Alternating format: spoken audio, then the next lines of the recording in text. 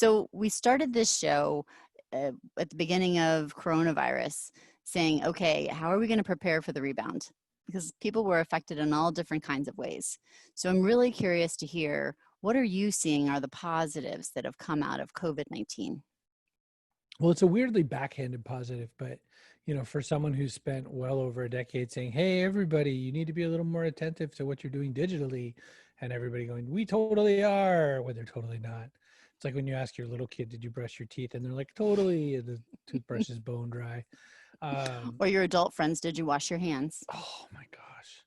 Mm-hmm. Oh, America. So anyway, yes. And so I feel like the sort of negative positive of this outbreak is that everyone had to realize, oh gosh, the we're not doing what we thought we were doing with digital. And so that just means, can we connect at a distance? Can we do all of the functions of business at a distance? Can we generate leads and make people care? And everyone said the minute this all started locking down, oh, we can make some more ads. Well, there's only so many ads, right? There's only so much real estate for that. There's only so much interest in that. And at the end of it all, someone still has to kind of be there to talk about stuff and create content that could go with an ad. So to me, it was like stamping a validation card that I've been carrying around for 10 years with no stamps on it. Nice. I got it. And how will all this help business? I think that there's a lot of pluses. One is that the retail behavior experience, by the way, so B2C mostly, people have suddenly kind of caught on that they should use their mobile device to at least start or be part of the ordering process of anything they're buying. So it starts easy with things like restaurants. Are these people even open, or can I order takeout on my phone, and that kind of a thing. And then it'll start to permeate the rest of the system. And even today there are a lot of B2B elements of that I think are just ridiculous the way they're operating.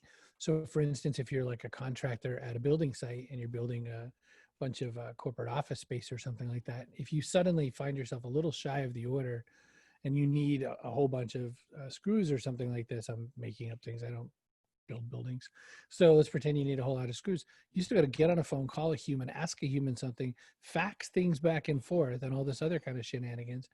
Instead of, why isn't there just a really simple, quick clicking kind of way to get stuff done? So other technologies that people really didn't understand or have a use for, like Internet of Things, for instance, are suddenly making more sense. Artificial intelligence, augmented reality, all these kinds of tools maybe have a little more buoyancy now that people have seen some serving suggestions by being locked in. Mm-hmm. Got it. So it showed a lot of missings, and then it showed Exactly. value and relevance for things that people maybe didn't think had those. I feel that way. And I think that, Mm-hmm. for a guy who's been selling online courses since 2012, you go, oh, I could learn remotely when I'm forced to learn remotely, and Yeah. those kinds of things. And everyone says nothing takes away face-to-face.